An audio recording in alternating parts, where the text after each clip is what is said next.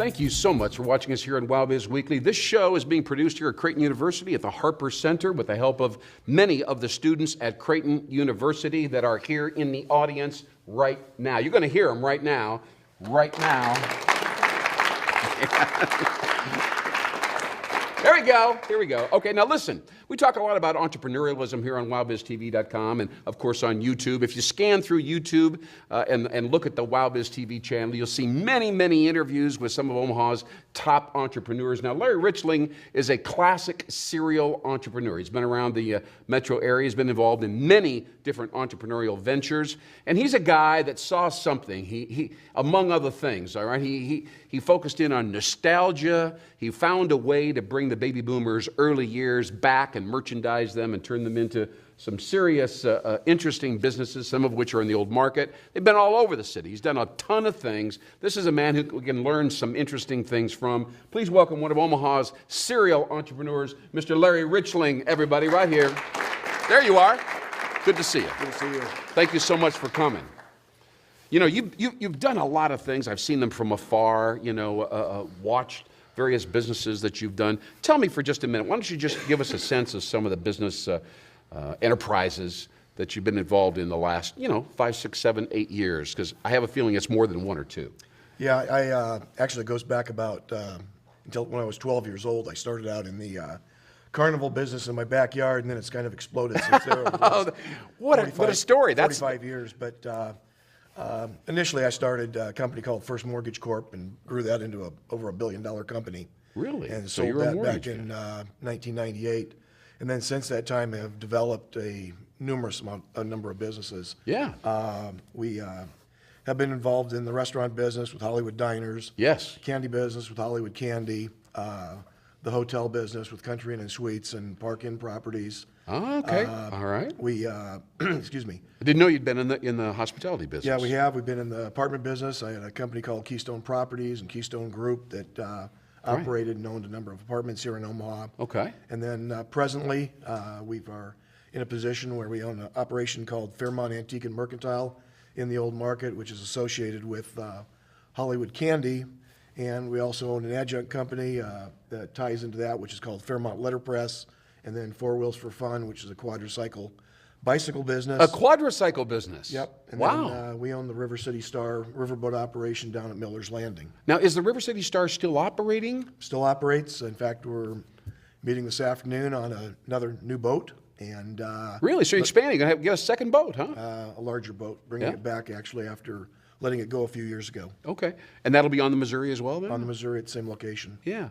Now, how do you operate? I mean, you obviously had a great moment there in the late 90s as you sold the mortgage business. And so you had some capital to work with. How do you identify things that you want to get into? Is it just kind of your personal hobbies, what hits you?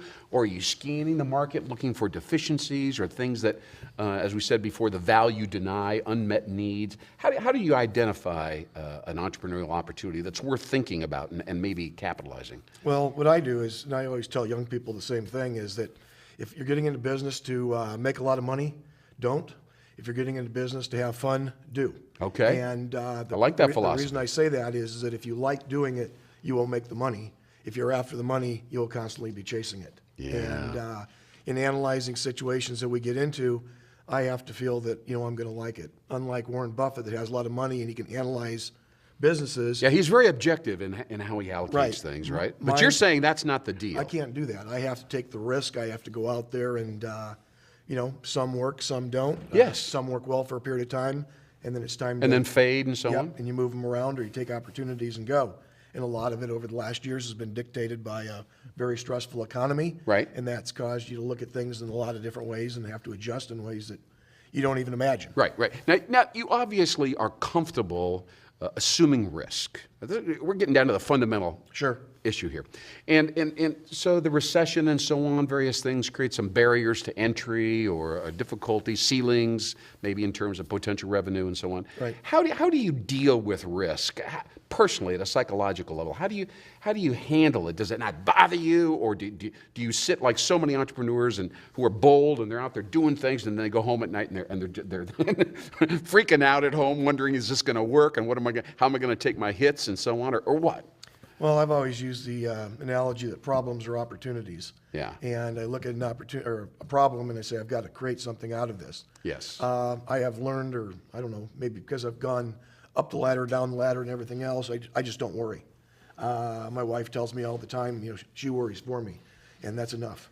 So I don't have time to do that. Yes. You have to be able to learn to compromise, and because all situations aren't as great as you think they are, even though you think they are, you've got to be able to adjust to that. Yeah, so let's stop there for a second. Do you get carried away and get excited about the potential, the concept behind a business? And then there's a person inside of you that's saying, now, Larry, just chill out and think about all the downside potential risks. Do you go through that kind of process, or do you say, to heck with it, I see the potential, full steam ahead? No, you had a guest earlier that had the chart with the pictures that they Yeah, the vision board. the vision board and so Yes. forth. I have one of those. It's in my head. Uh-huh. Unfortunately, it's always there, and it causes me a lot of collisions from time to time. Yeah. Because I can conceptualize a business really from beginning to end, knowing how it should form and how it can be created, and the entire branding process of it, and then I start putting it together and drawing in the right people to allow me to operate it. Because in operating all the businesses that I have and have had, you have to have good people that are willing to be part of it. Nobody has the energy that you do. I always say that, everybody talks about team and everything else. I talk about life. And life has an I in it, and that I is me. That means I've got to do an awful lot of stuff. And those L's in there are, always be out there learning and listening. The F's are out there, have fun.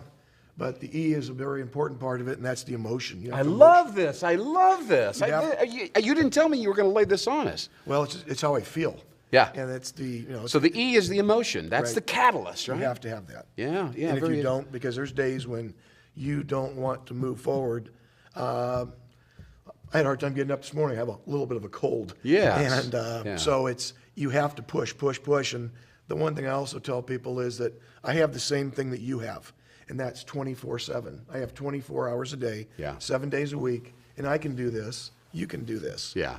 And even though So you hold other people up to your personal standards and your personal energy level. That's not necessarily going to work for some people. They're not there, But you can learn how to do it. Yeah. And what I have often told our people is that everybody has that same time frame, but most people will check out at, say, 5 o'clock.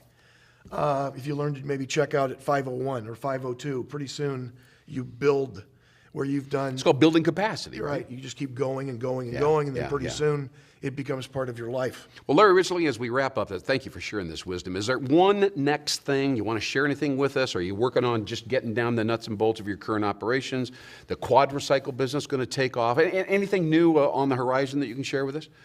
Yeah, we don't stop. We're forming basically an international T-shirt business that we're putting together off of a massive collection that I've assumed of movie memorabilia. And it's something that we're synergizing on right now and putting together an internet-based business that will take that forward.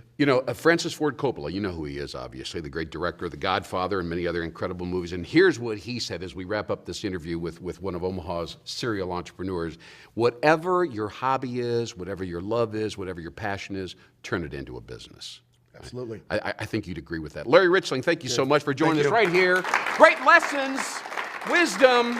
Appreciate it, man. Thank you. Awesome job. Wild Biz Weekly is over for right now. Thanks so much for your help. Stick with us on Wild Biz TV. And by the way, check out the Wild Biz Inside Scoop interviews. Omaha's top business people sharing the inside scoop, inside secrets into their success and about their business, how to be an informed buyer or purchaser. It's all right here on Wild Biz TV. I'm Lynn Hinderrocker. We'll see you next time at Creighton University. Thank you so much. Bye-bye.